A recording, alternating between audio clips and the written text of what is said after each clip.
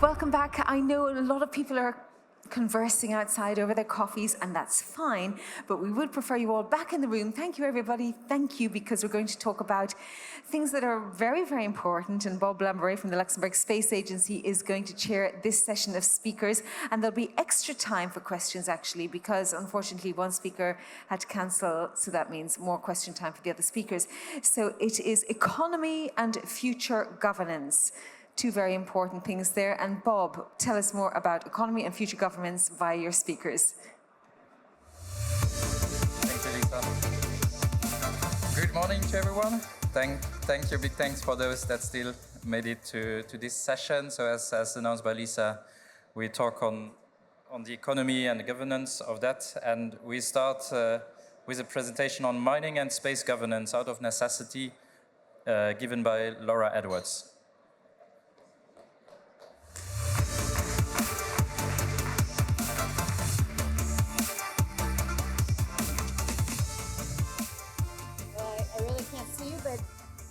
This has been a wonderful event with many old friends and a whole bunch of new ones. So, let's see. There we go. So today I want to touch on a number of speakers this week have referred to history, in particular colonial history, the expansion, the use of expeditions for prospecting like Lewis and Clark, that opened up the North American continent, what extrapolated out of the efforts in New York Harbor, and what those parallels are to this time. And what I'd like to do today is say yes to that, but also have you step out into an even bigger context that I think we need as a vision, as a community, to pull off all the cool things that people at this conference and in these rooms are working so hard to make happen. And I'm going to make the point of why I think Europe is key to all of this, and why to build the intelligent infrastructure that we need for the next 150 years. It's a golden opportunity to connect the non-space sector and the public. Again, why Europe is key to that, and why I believe that the convergence of terrestrial mining technology and know-how and the space sector is urgent and necessary and fundamental. So without further ado, I can't see down there. So the convergence of mining and space is something that I think has to happen, and it isn't, as much as we talk about resource extraction on the moon and off-world, we're not in this room or in these rooms talking as much as we could be about the existing body of knowledge and talent and expertise in the terrestrial mining sector. So, let's see. So yeah, I wrote that from the seabed to Mars, the minerals and technologies that sustain civilization are converging into a single strategic imperative. Okay. There we go. So anywhere humans go, we will need minerals and we will need water. If we have those two things, we can figure the rest out. Oops, did I drive it backwards? Sorry.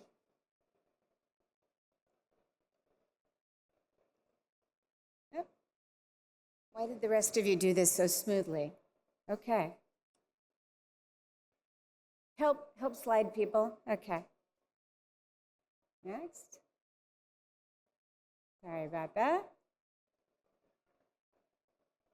Okay, now I'm stuck. Maybe.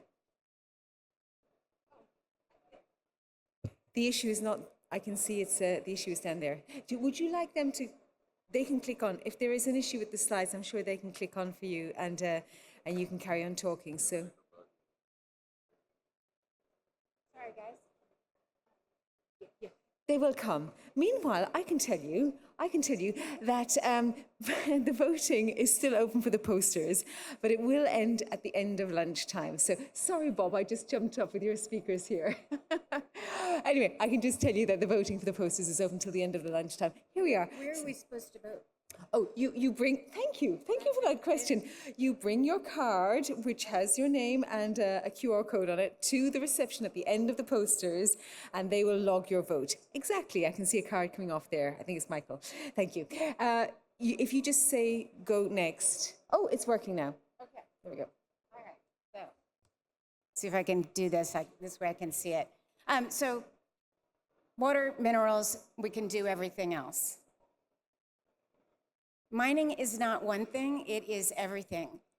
It is the ultimate dual-use technology, it is climate tech, it is essential industry, and what I want to focus on is it is infrastructure. Space, on the other hand, is the ultimate innovation lab. It's the longest running, bespoke, blue sky lab, if you will, in human history. And yet the transfer of information and the acceleration of innovation across the two is nowhere near as rapid and productive as it could be. I won't take you through this. This is a little bit of a complicated slide, but you get the idea.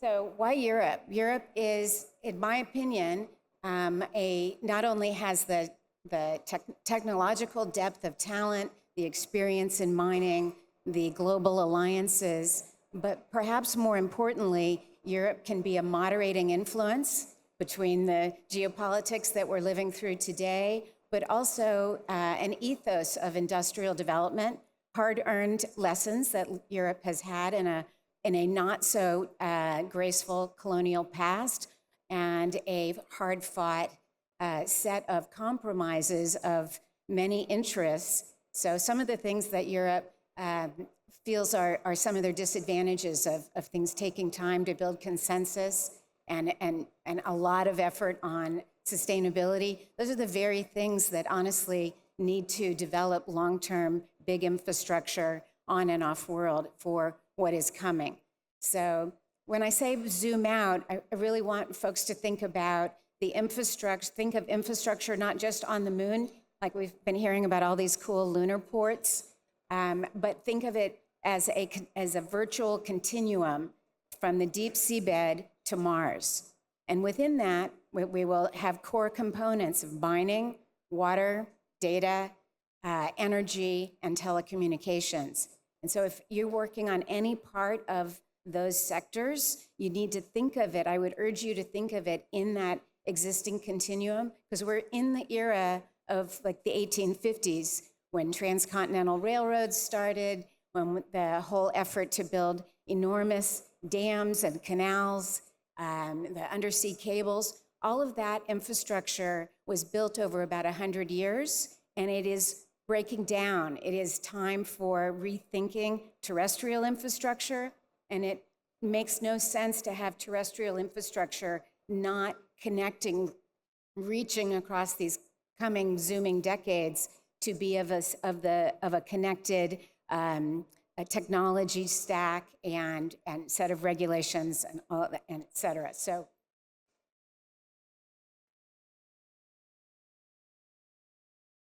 I won't spend time with you this morning talking about geopolitics and the pressure cooker that is putting everybody in, but it's also a really interesting set of opportunities of the renewed interest and focus on sovereign capabilities and putting in writing and formalizing in new interdependencies, new alliances, new synergies, new tech partners.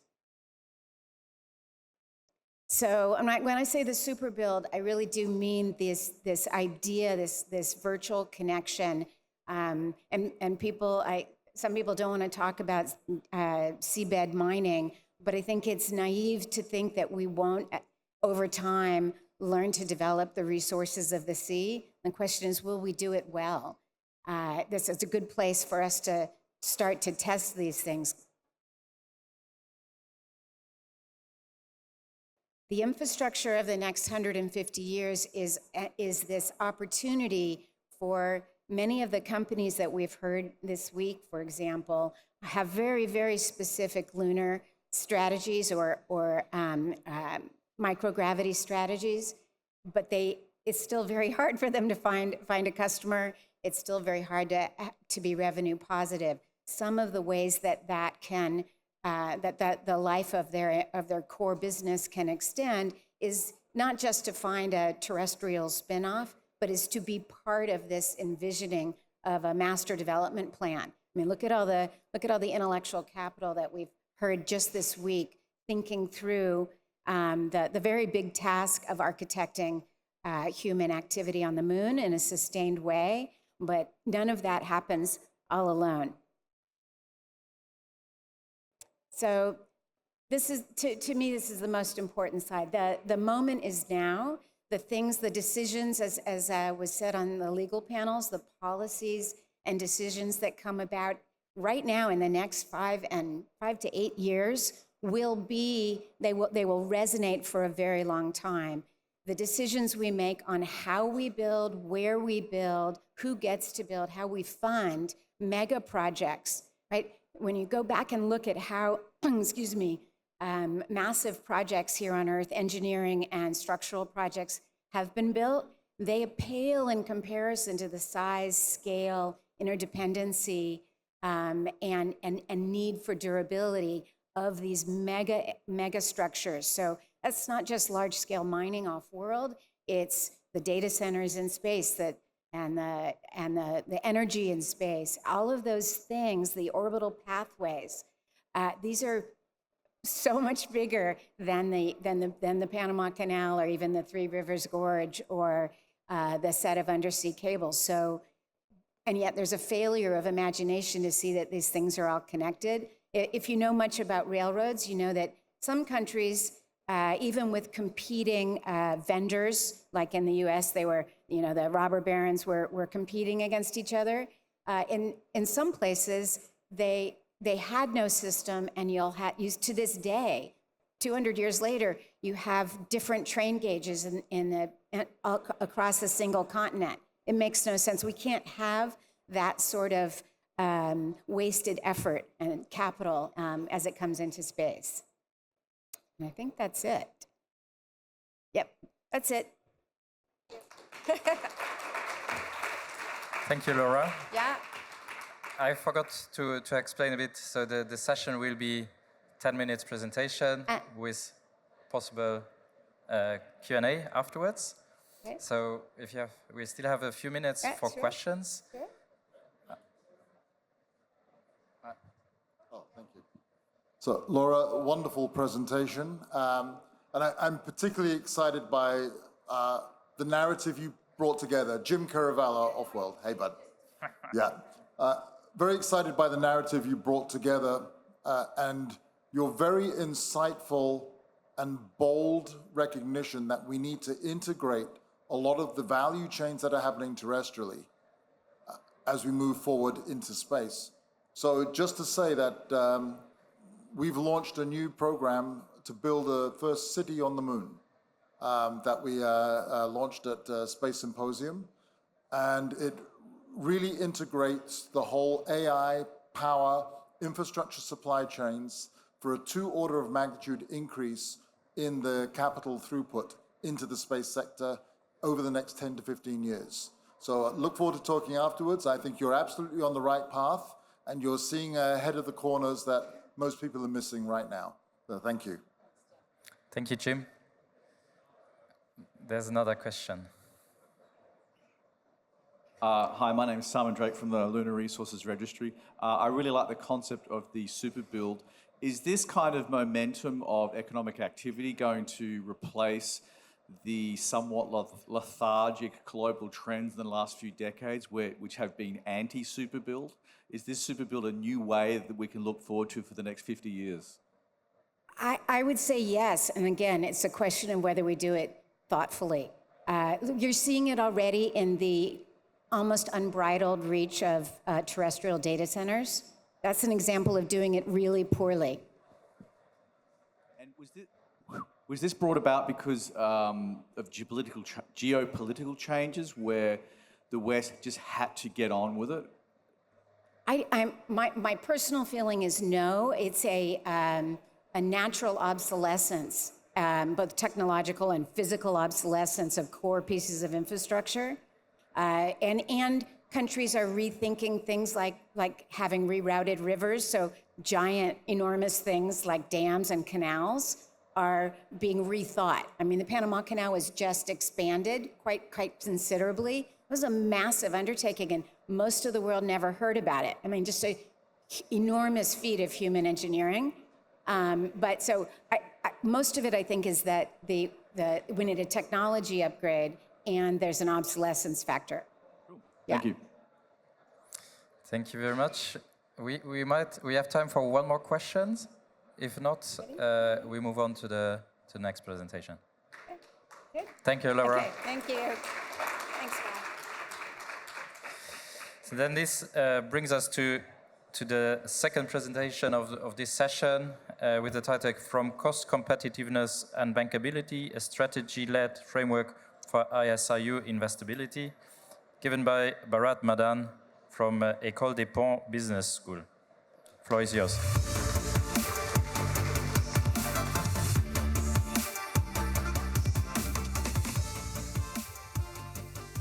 So, yeah, I can't see anything. Wonderful start. Before I even try to build my presentation, let me start with something very interesting. A few weeks ago, Jeremy Hansen was 250,000 miles away from Earth. No human being has ever been the farthest.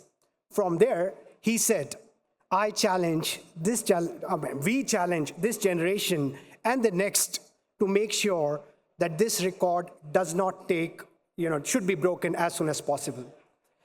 I think that challenge lands here in this room and in this noisy background that we hear, because humans have not been able to go sustainably to space in a very long period of time.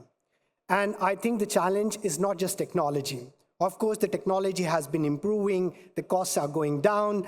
The real question is, how do we make technology and technical capabilities investable? My name is Bharat Madan. I lead D-Journey Advisory here in Luxembourg, and we try to focus on these intersection topics. And today, I would like to bring my perspective, our perspective, from where we see the ISRU has to become much more investable, from the perspective of how the investors should look into it. And from that logic, I started to ask that question, how do we make it much more attractive, a very difficult industry? How do we get different investors to come and participate in it? So, yeah. When I looked into these studies, I found out that the money, or the absence of money, is not a problem. $7.8 billion were invested into space ventures last year, or in 2024, as per one of the reports. And that's a great momentum, right? But it does not mean that we have a very strong infrastructure-led investment coming into ISRU. That's a different kind of question. So I tried to narrow down the question to talk about if the infrastructure finance is happening into ISRU or not, and I could not find any single evidence.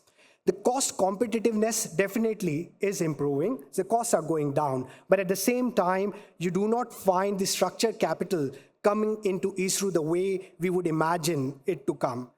The important thing to understand is that the risk capital starts, it's great, right? So risk capital starts new industries. It supports different ideas, but it cannot build the infrastructure at scale. And that's where I see a bit of gap. And that gap, which is the missing layer between the technical promise and the investability, is what I would like to address, or at least start to address. And that gap is market architecture.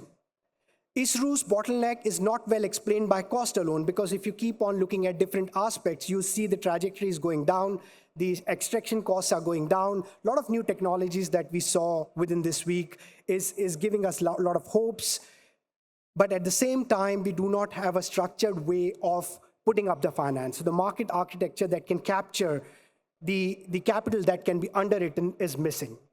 And that's where we need to have a bit of discussion, right? So Laura talked about a lot of interesting examples. Specifically, I was inspired by the way she said, how do you connect the terrestrial to the space in a continuum, right?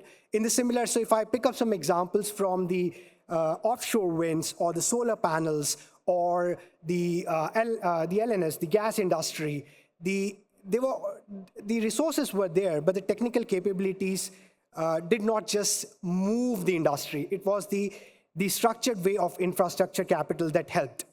And when I looked into the market architecture, we found out that there are 3 specific gaps that we would like to address within the market architecture. I'm calling them triple vacuum.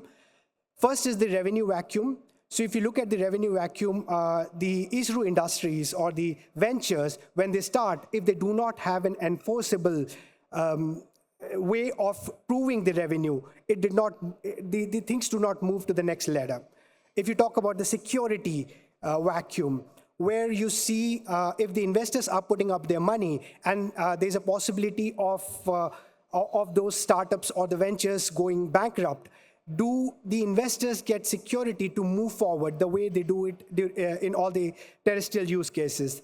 The reliability vacuum. So you have a MOXIE example where the oxygen was extracted in the Mars surface, but do we have operational data? So these 3 vacuums individually itself can block the infrastructure capital coming into the industry.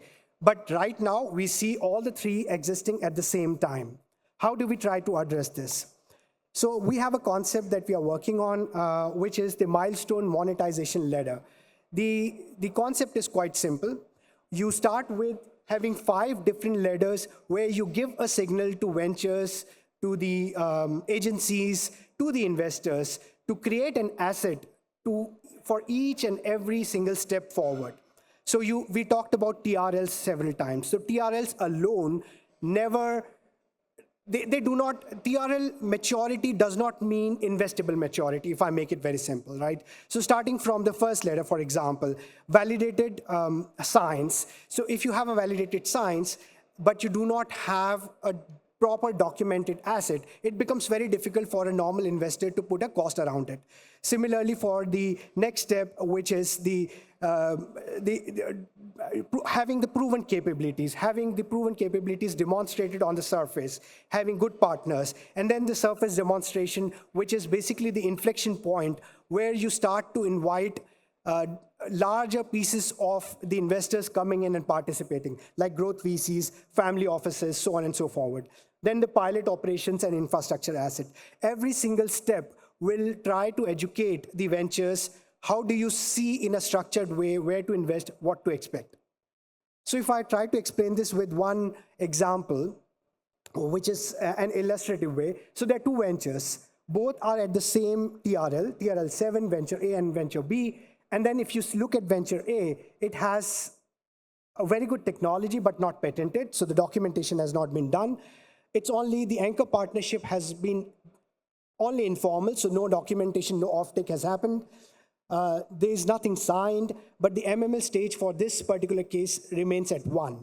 If you look at the venture B, similar TRL, but then they were able to file the asset, which is very interesting for the investors to come in. They were able to formalize their offtakes or their partnerships. They have a signed offtake here. The MML stage is quite mature. So the same level of technology readiness, but different level of commercial readiness is what the logic is, right? So if we are able to structure these ways of moving forward, I think it would be a common language. And that's what we want to come in to see and educate different actors sitting on the table and try to help those ventures to have a common language where their efforts can then become more bankable as we move forward. So if I try to close this, the challenge that we have here is to put up a name to the problem. So we try to name the problem, which is the triple vacuum, the market architecture, and then cost alone will not make the industry financeable, investable. Then the missing lens that we have is the market architecture. Milestone monetization, a standard way of having a simple language for the investors who probably do not understand the TRLs, who probably see this as a risk of putting up their money without understanding the returns, right? So how do we standardize this? Based on that, we developed this MML and hopefully continue to work with different actors here to mature it.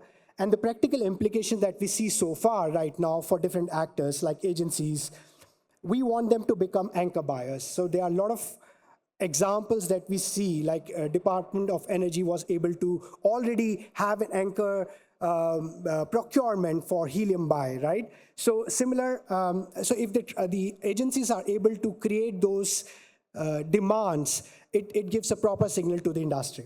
Investors, they can use the MML to understand and compare where different ventures are lying as compared to the TRLs and try to make an informed decision.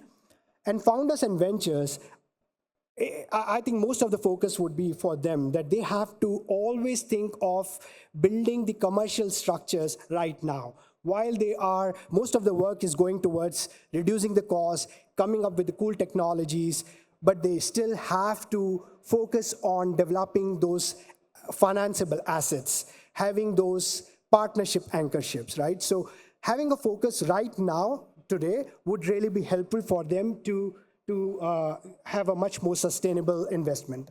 So basically, what I'm trying to say is bankability cannot be discovered. It can also be engineered. So that was my point. I'm really looking forward to have much more discussion offside. Thank you so much.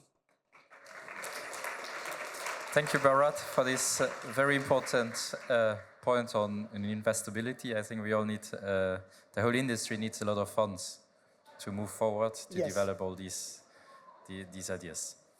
Questions? Let's start with Clive this time. Yeah, Clive Neal from the University of Notre Dame in the United States. And in your research, was it the uncertainty of the resources or was it the uncertainty of the technology that was the key thing that stopped the investment? So what we identified, it's not just the resources or the technology.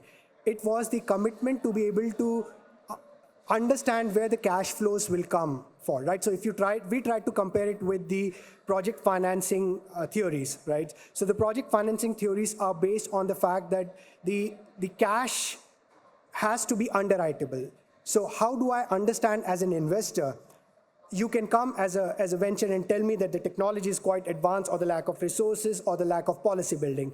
But if you're not able to make me understand as an investor on which point do I see my investments coming back to me, that's where the challenge is. I think the language between the space guys, who are very much passionate about what they are building versus the investors who still want to understand, but they still see a gap, is still a massive gap. I've been supporting a company called G-Space for last few years.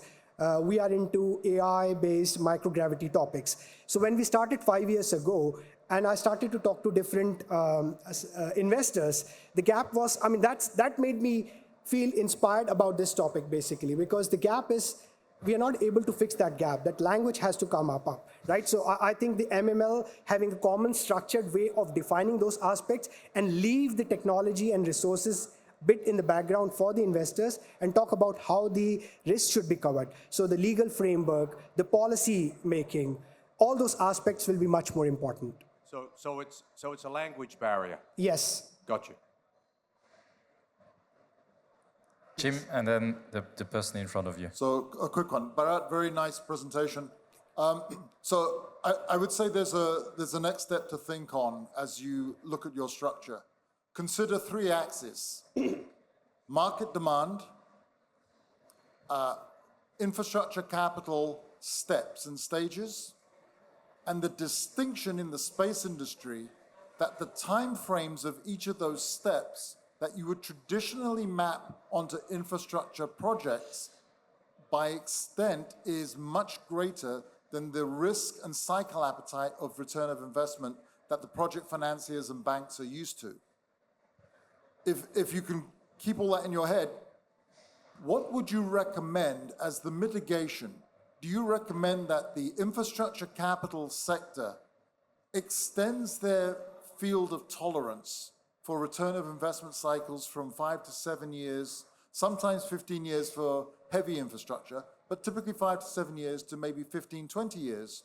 Or do you recommend that the infrastructure space sector compartmentalizes and milestones at greater resolution of time down to 3 to 5 years? So, see, my background is I'm a strategy guy and an entrepreneurship guy.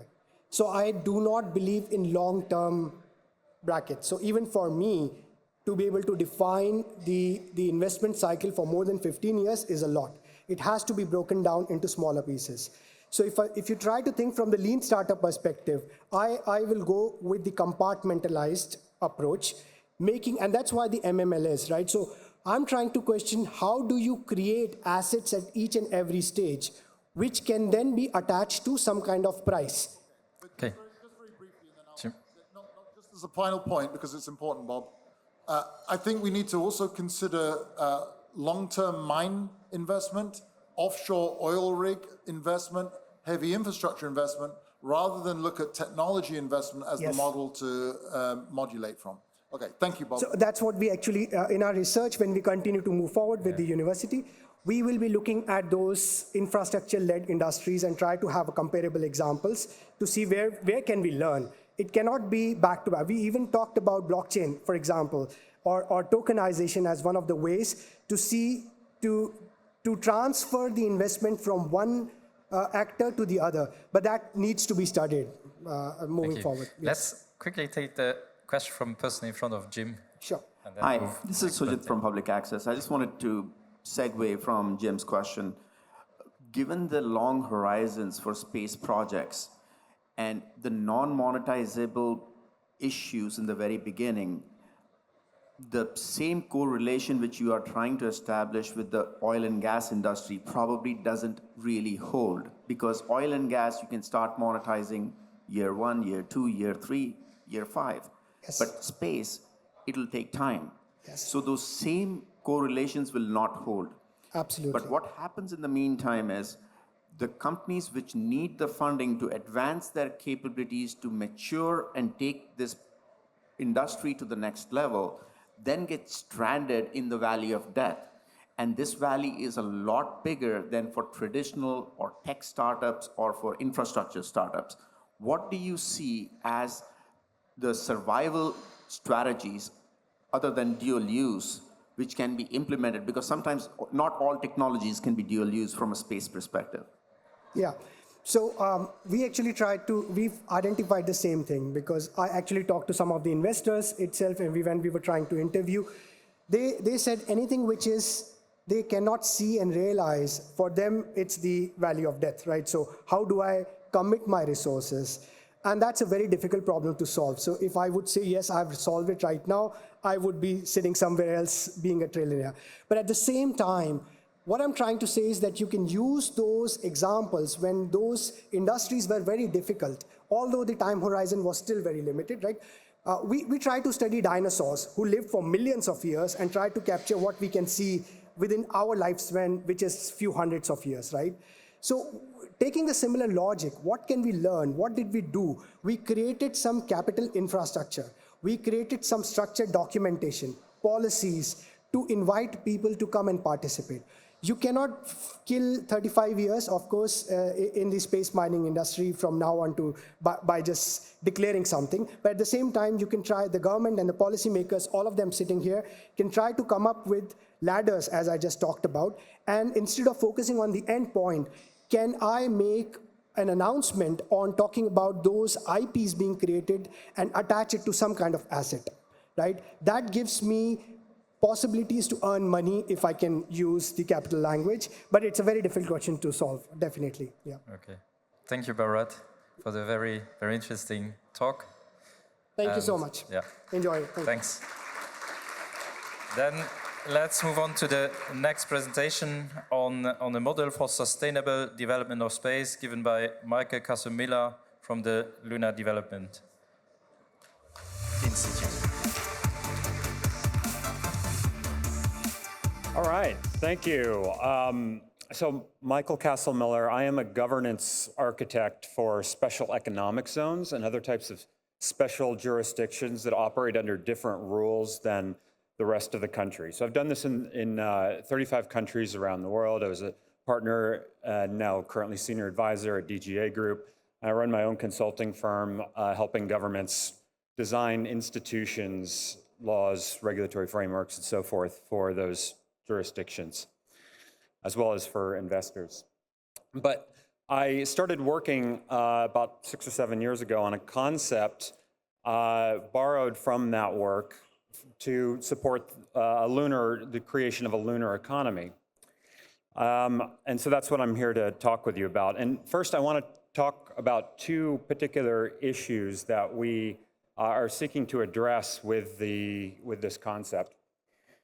The first is, just as we've been just talking about, how do we finance large-scale infrastructure projects? On Earth, we've got major seaports and airports and power plants and so forth that make economies possible, but these are extraordinarily expensive. They sometimes have a very long return horizon for investment. And so it makes it very difficult, especially in an area of a non-sovereign domain like space, how we finance it. The other is related to that, how do we coordinate behavior? Laura mentioned the issue of different railroad grade standards. How we need similar types of coordinating standards in space.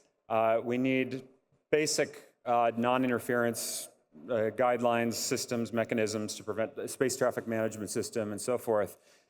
But these would have to apply across actors from multiple different nations, and ideally have the force of law or to be enforceable in some way, so that if somebody violates the standard, the rules, then there are actually accountability mechanisms in place. So, fortunately, we have come up with solutions to problems like this in the past, and we have kind of borrowed from those in order to create a concept called the Lunar Development Cooperative. And the LDC would be a multinational public-private partnership that makes investments in large-scale lunar infrastructure to enable a lunar economy to happen. This would include data acquisition by financing prospecting missions across the moon to gather better data. Eventually, comms and PNT in lunar orbit, lunar space traffic management system, and on the surface, landing pads and roads and power and thermal management and all the other types of infrastructure assets clustered at a particular hub. But here's the key.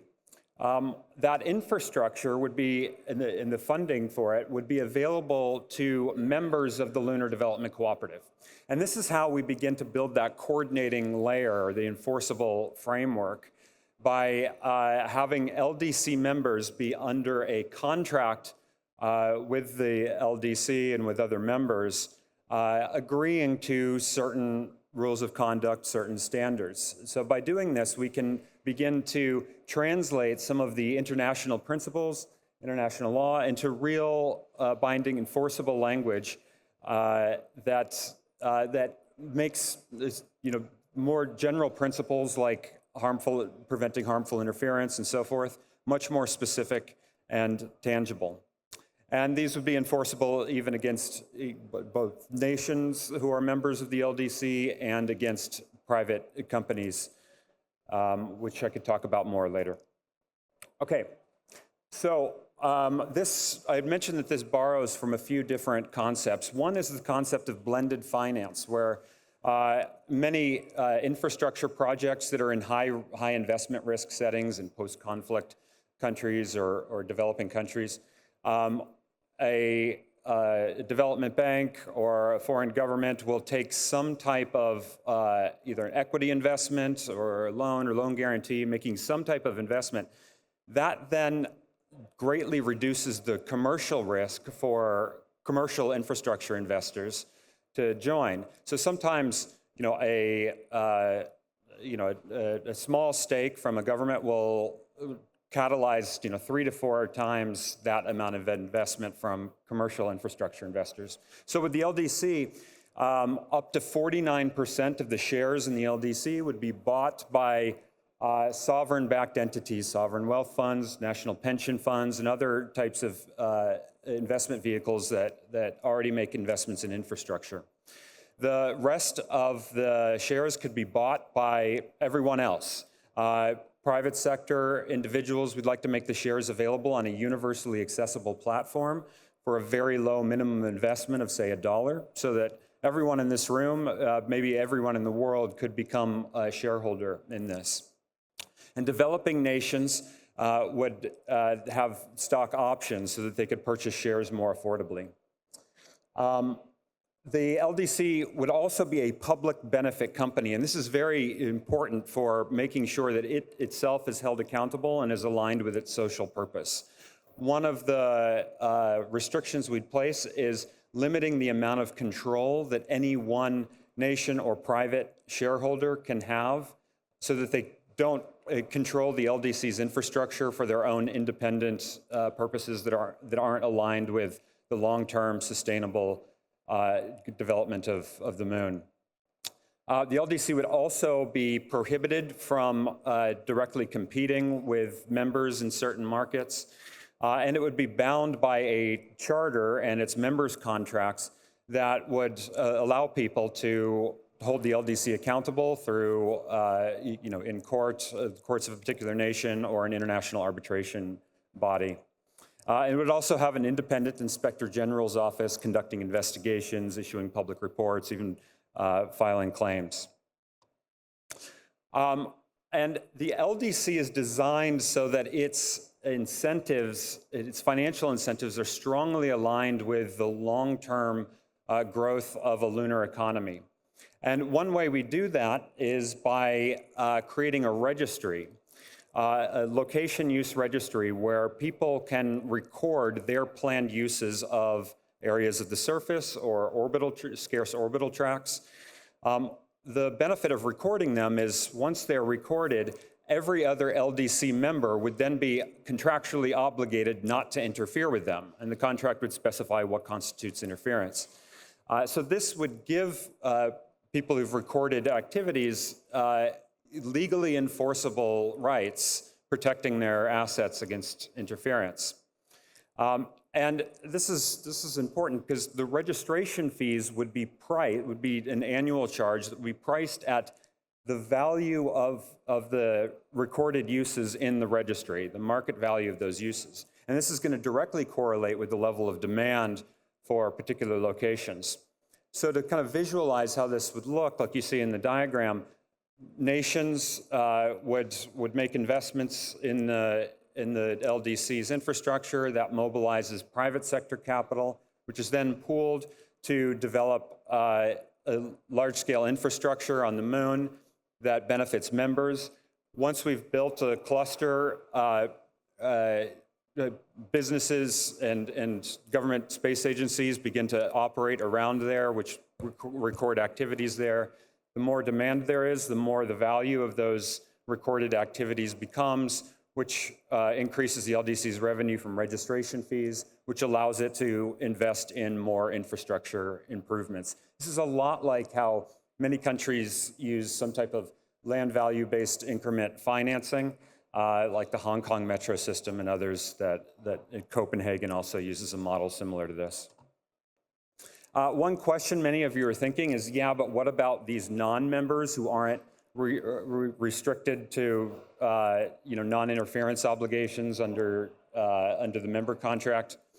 Well, if you can imagine us developing, say, one or just two hubs in a particular location, if you're a non-member, if you were to try to operate near there, it's going to be really inefficient because you're going to have to build all of your own separate infrastructure in constant conflict with the LDCs because you can't use the LDC financed infrastructure. So you'd be more likely to go off somewhere else to pick another location where you can build and operate undisturbed. But at this point, most non-members would realize that it would actually be more profitable to just change their practices into good and following the same standards so that they can benefit from this ecosystem. But even if they don't do that, they really want to go it alone, then they'd probably operate further away where the risk of interference is less likely and less severe. For the last few seconds, I'll just mention we've got a fantastic team that has joined this effort. A great team of working group members who we meet regularly to strategize how to do this. Fantastic team of advisors. And we are starting a nonprofit research institute in order to design this in much more detail, the governance structure of the LDC, how it's held accountable, the constitutional structure, as well as its strategy for catalyzing a lunar economy. And we plan to be doing this over the next few years before launching the LDC with a major raise for that. That's it. Thank you. Thank you so much, Michael. If you may stay for maybe a few questions. So the floor is open for questions. Let's start with the lady at the back. Hello, I have 2 questions. First, I was wondering if you could go back to slide 4. And I wanted you to explain a bit more to me how you got to those numbers, like the 49% for the nations. And also later on, you talk about caps on control. Have you quantified the percentage of those caps? Well, no, because a lot of this is sort of the fine tuning that we want to do through a really focused and detailed research effort to make sure that we're doing it correctly. So there's probably lots of different models for capping control that we could use, but so there could be like a rough cap of like 10% total voting shares or something is the max that any one entity can have. Of course, then you'd need to trace beneficial ownership change so that you don't have like somebody effectively operating through subsidiaries to acquire more capital. More shares.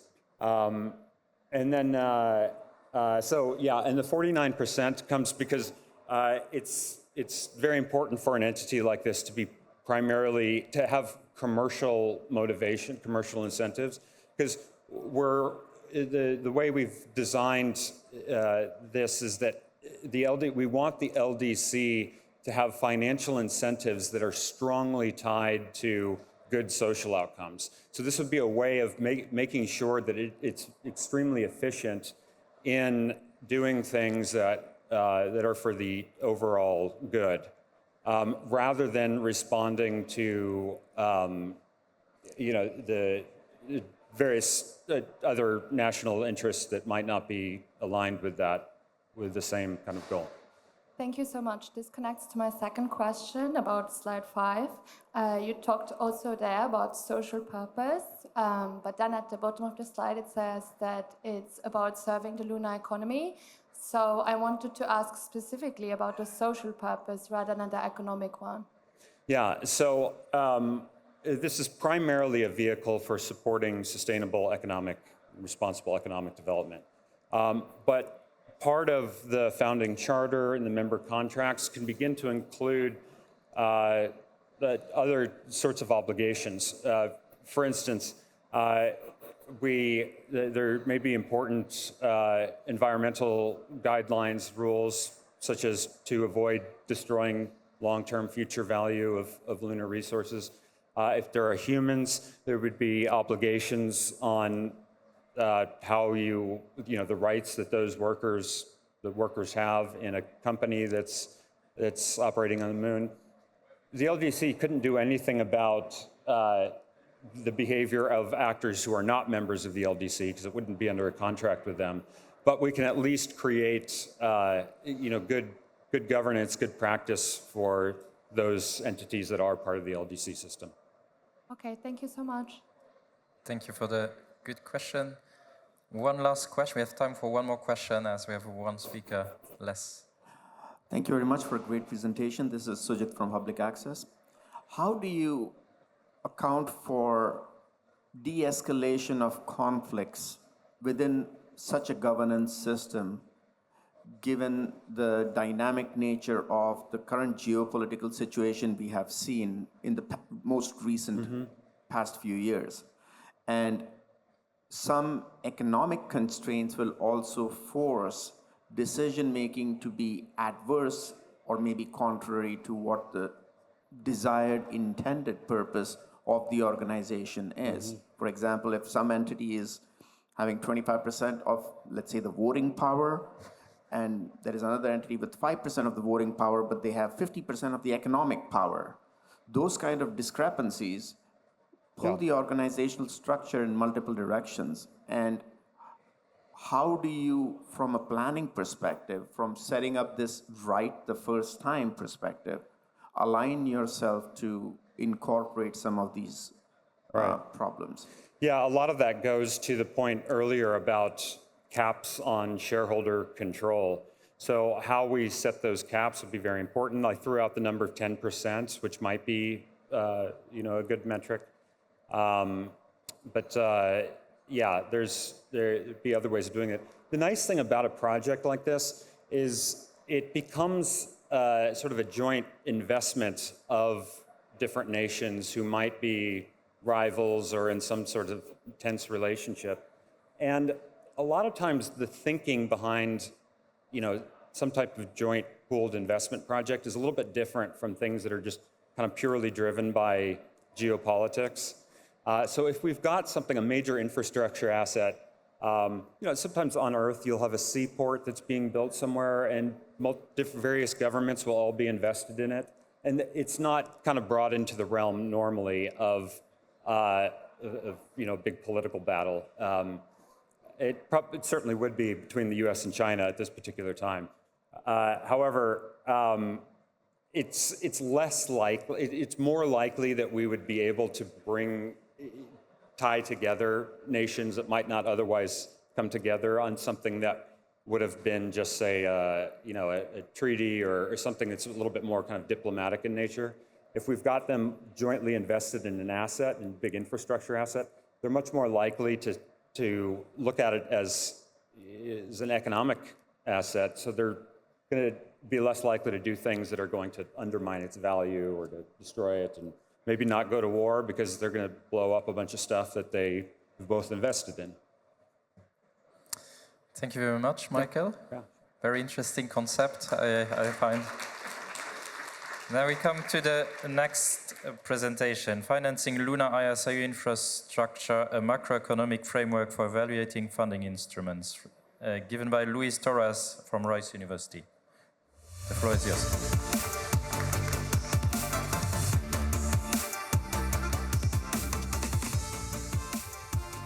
Good morning, everyone. So my name is Luis Torres.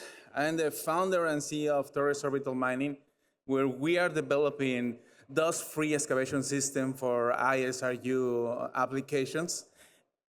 And until last week, I was also a graduate student at Rice Business University. Actually, my graduation is tomorrow back in Houston, Texas. So that's going to be fun, a fun ride. So thank you. So, and the reason why I'm telling you this is to quickly prove why this is important to me. The first one is that I'm working on the technology behind of these applications. And the second one is to prove that why I'm speaking economics today.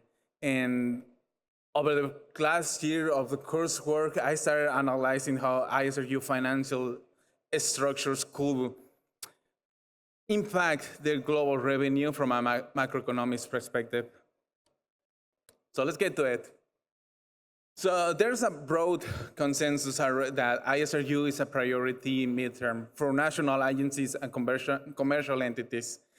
There's some empirical grounding that cite ISRU has non-profitable until after 30 years after implementation, which of course no private investment is going to try to hold on towards. In addition to that, it's not only timing the constraint, it's the demand certainty of any ISRU outsource. Currently, there's no guarantees of use of the outcomes from ISRU applications. So with this research, what we're trying to question or we're trying to prove is does the financial instrument matters as much as the finding the funding volume?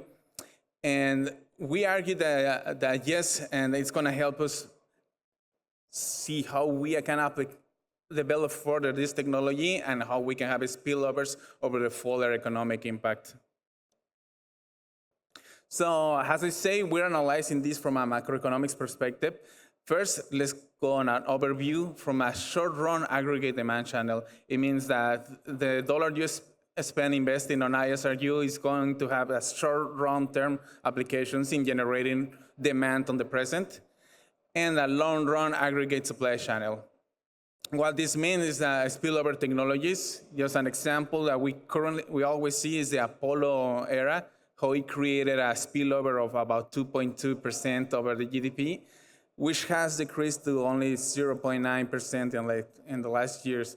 And meaning that this spillover has declined, which could set the question about if this is a policy implication, and how can we further develop this participation and open technology transfer to make sure that the spillover continues.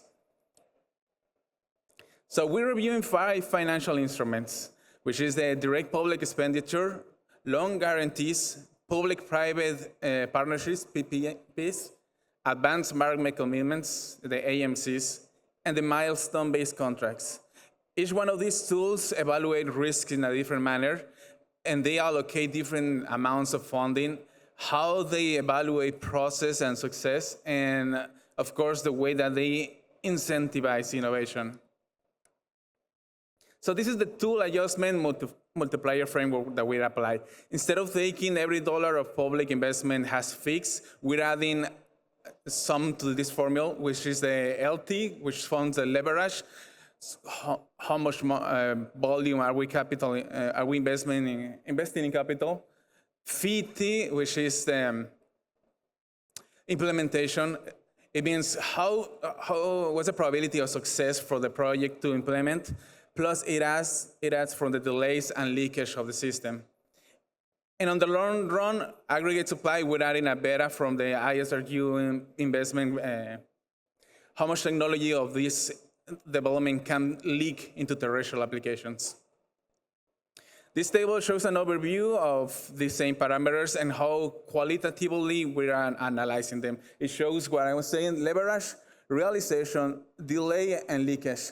And through all of these qualitative measures, we developed this table, which give us our baseline analysis. The result in here is pretty clearly that advanced market commitments shows itself in first place, both in short-run term and like long-run spillage.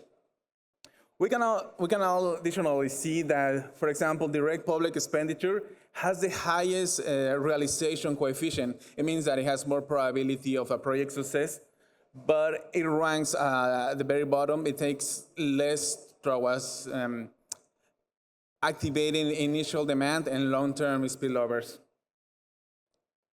So this is how it looks in a normal macroeconomic graph. And just to explain it quickly, the x-axis is the GDP and the y-axis is the price level or demand, if you guys want to think of it that way. We're not trying to forecast GDP, we're just trying to analyze some of these tools. We can see here again that AMC is the one that's creating more spillover of the technology while increasing the short-run demand. And that could be because AMCs are actually solve one of the constraints that we were talking about, which is the demand uncertainty. What it's pretty much doing is to bring a future demand into the present. So that's why it incentivizes not only technology development, but the short-run demand. And of course, we ran some sensibility and robustness analysis to this. The first table shows the marginal propensity to consume, and it plays with the leverage, with how much money is getting moved through the system. And across these 9 combinations, from optimistic to conservative, AMC still ranks number 1. The second table, we isolate the realization factor, which we can see that long guarantee ranks in second place because we're removing the uncertainty that a project is going to be successful on the long guarantee, which pretty much just tells us that a long guarantee method is very sensible to realization and how much are we actually tracking and the structure of our contracts. But again, AMC ranks the first, and long run spillovers ranks as AMC again all the way to the top. So comes across the whole sector. So to jump quickly to the conclusions, the first one is that AMCs matter. It looks like it's the one that's solving the problem for proving demand uncertainty to the present. But we believe that it's still necessary some stage funding, going from pretty much grants to a milestone base to long guarantees and eventually moving into AMCs. What AMCs need to be successful is to have the specifications to run the programs, and we need a high realization tools at the beginning to make sure that we're actually fulfilling our technology development. Additionally, we believe that the instrument choice is not only a secondary decision in the policy making, it should be one of the core electives into how we're going to deploy and how much capital is going to be moved. And lastly, it's all about domestic and international incentives to keep the open transfer of technology. The framework is still early on. Of course, we have some of the parameters are completely terrestrial analogs. There's no data on ISRU. But the sensibility and stress test might suggest that, financial infrastructure should be core of the decision-making of the design of the policy for investment in ISRU. So thank you, and I'm happy to discuss any more of the framework of the assumptions. And those are our QR codes. Please follow us. Thank you. Thank you, Luis. You may stay for a few minutes of questions. So the floor is open for questions. Yes, Jim, let's go. Luis, awesome work. Thanks. You know, your paper's making assumptions that AMCs would be predominantly the first entry point or a most viable, strong entry point into the capitalization on ISRU in particular. Yet, it's most likely that potentially governments are the earlier customers. So how would you structure the financial transition from government acquisition to an AMC model that mobilizes the economy? Yeah, that's a great question. And I think places like this are actually solving that question. It's creating this community of the supply chain. Like, unless we all get in the same supply chain level, and like the LDC that we were talking about, that's the community of the supply chain that we need to be able to sell in the future. So creating the specifications to be able to show that AMC will work. So which side of the equation would drive the requirements of definition and which would drive the specification? Would it be the ISRU community or the private equity and investment community driving either requirements or the specs for that transition? Yeah, it's like the stage steps that I was suggesting here. We need to develop the specifications and requirements on their normal direct expenditure or milestone base, like the clips from NASA, to further analyze a full AMC implementation. Okay, we'll talk after. Thank you, Luis. We have time for one more question. There we go. Thank you for the presentation and your insights on this. I'm Evangelia Garavella from the European Space Agency. I wanted to ask you something. So in the model, you took, let's say, the pessimistic scenario and optimistic scenario, etc. In the pessimistic scenario, in the sensitivity analysis, what did the model show? Was it like the lack of demand? Was it, let's say, the funding problem, from the public funding problem, or? So most of it is getting moved by leverage and realization. Those are the big issues. So leverage is capital, and realization is how certain are we that a project is going to be fulfilled. So that's pretty much where we're playing out. Optimistic is we have a lot of capital and we have a high chance of success. And pessimistic is we don't have capital and we have a low chance of success. Okay, understood. Thank you. Thank you very much. We do have time for one more question. If not, we move on to the... there we go. The best for last. Do you benchmark yourself against terrestrial mining where they might take 20 to 30 years to explore and develop major billion-dollar mines? That is a great question. That is a great question. And I'm going to leave it like that. Thank you. Okay, thank you, Luis, for the great you. presentations. Big applause. That leads us to the final presentation on the outcomes and findings of the workshop that was organized yesterday. Yesterday by the European Space Policy Office, given by Therese Jones. Thanks. Perfect. And there should be there we go. So thank you so much to everyone who participated in our workshop yesterday. We had about 30 people do a workshop on launching a lunar economy, exploring early economic development models. And I want to say, Michael, who gave the presentation earlier on the LDC, was the one who wrote this exercise. SB provided some input to it. So thank you, Michael, for all of the work that you did on this. And really, we were trying to figure out what the most optimal economic setup is for early stage ISRU investments. So we have a number of different actors with different goals. They might have goals for collective gain, so achieving the best outcome for everyone. There could be some people that might want a competitive lead over all other actors, or there might be some in it just to do their personal best and not care how everyone else does. In the real world, you might get some combinations of this, such as having collective gain for a nation or a coalition of companies, but have a competitive lead over others.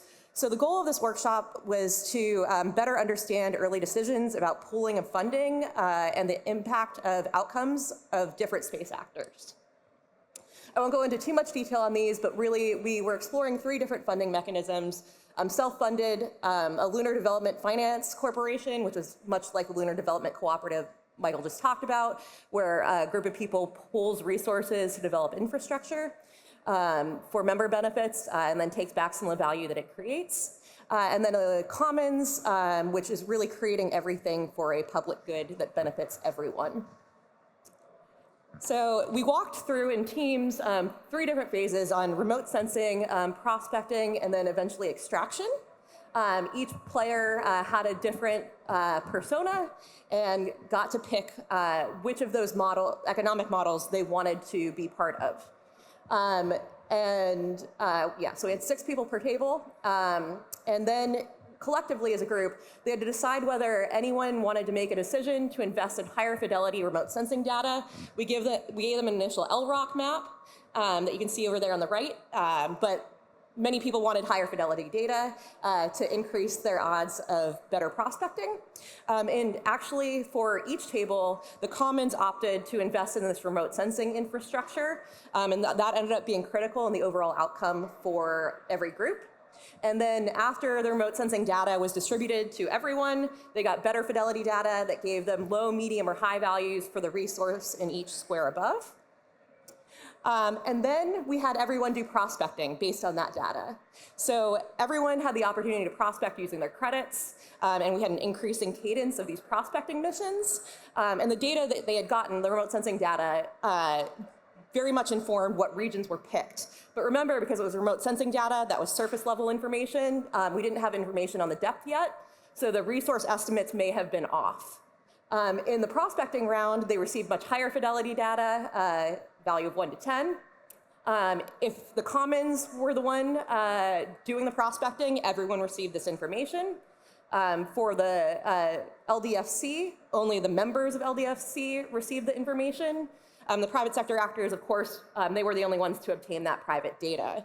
And it was interesting in this part, the players began to realize that, if a private sector actor was the only one to unveil a certain square, or maybe the LDFC just shared it with their members, and then they started prospecting around that region, sort of indicated it was a high-value region, potentially, then other actors often went and prospected in that area as well to determine the value. So clusters began to emerge as part of the prospecting. And then we looked at infrastructure and extraction funding. So based on this this round of prospecting, there was increased capital going to all of the teams based on the prospect of the resources that they found. And they were given the opportunity to fund infrastructure hubs with landing pads, power, et cetera, if they had enough money, that would increase the output of extraction facilities. During this round, we found private sector actors weren't able to raise enough funding to build infrastructure hubs on their own, while the Commons and LDFC players were able to fund these infrastructure hubs. Anyone was able to use the Commons infrastructure hubs since they're public good.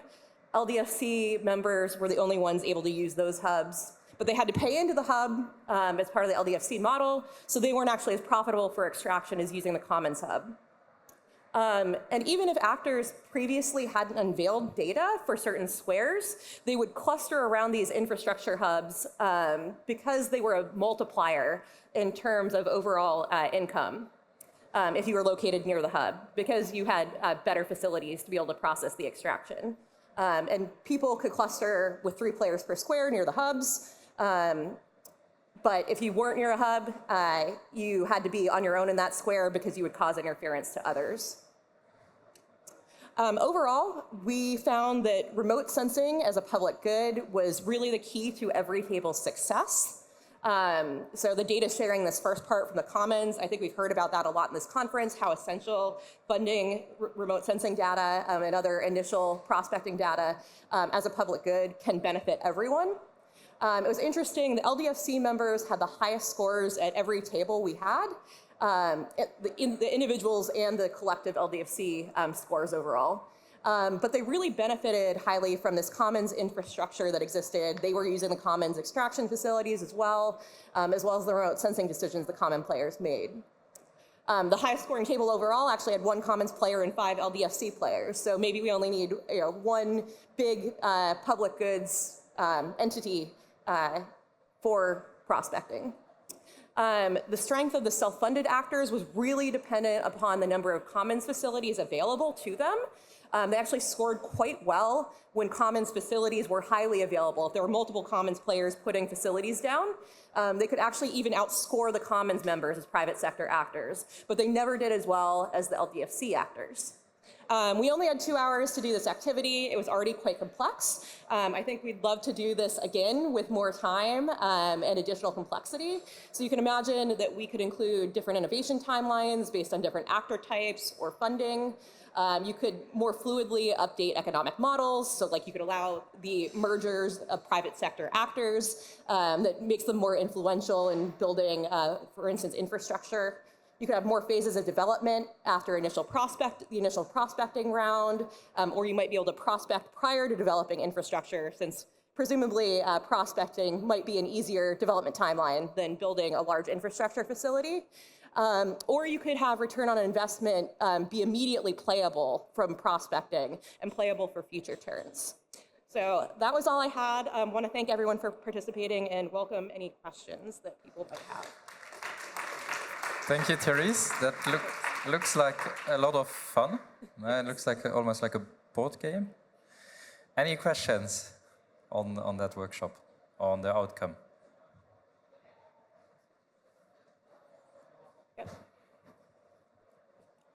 Hi, thank you. Delane Mayer. I played yesterday, and this was incredibly fun and illustrative. I'm curious your perspective if there was a version of this that included multiple cooperatives on one board, what you think the outcome would be. Oh, I think that would be really interesting to have multiple cooperatives on one board. I think that we'd certainly see lower scores for the cooperatives than we saw in this game, but still the Commons I don't think would score as well, just because the infrastructure for the LDFC and funding was so important, they were also able to take advantage of the commons infrastructure, which increased the demand on that. I don't know if, Michael, you have any thoughts on, including multiple. Yep, okay, good. There are 2 more questions over there. I'm Michelle Cardin from Imperial College. So this is great. I'm absolutely delighted to see you guys are doing that. I'm afraid I couldn't attend yesterday, but let's keep that conversation going. So this is great. So one thing I was going to ask is, how do you, again, I wasn't there, so maybe you guys accounted for uncertainty. That's one thing that I'm curious. How did you account for that? And was there anything in the game that allowed members to make a decision once some information was revealed? Yes. So part of the uncertainty was in that initial remote sensing map. I mean, we just gave them an LROC map. They could kind of guess based on the image where the resources might be, such as in permanently shadowed regions.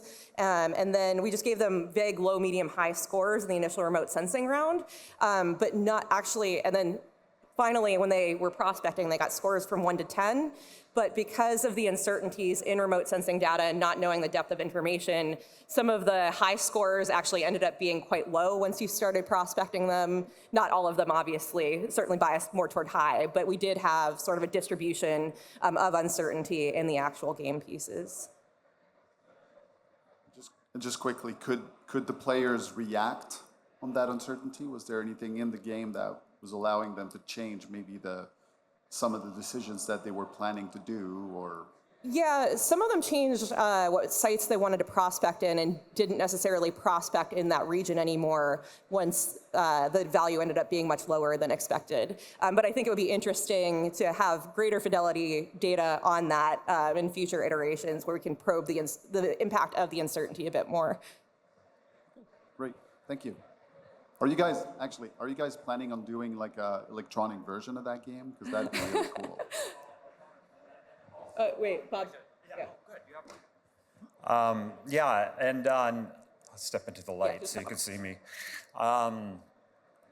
Yeah, and on members reacting, so phase 2 is all sending out prospecting missions and you find out information on resources. Phase 3 is then building extraction facilities based on the data you acquired.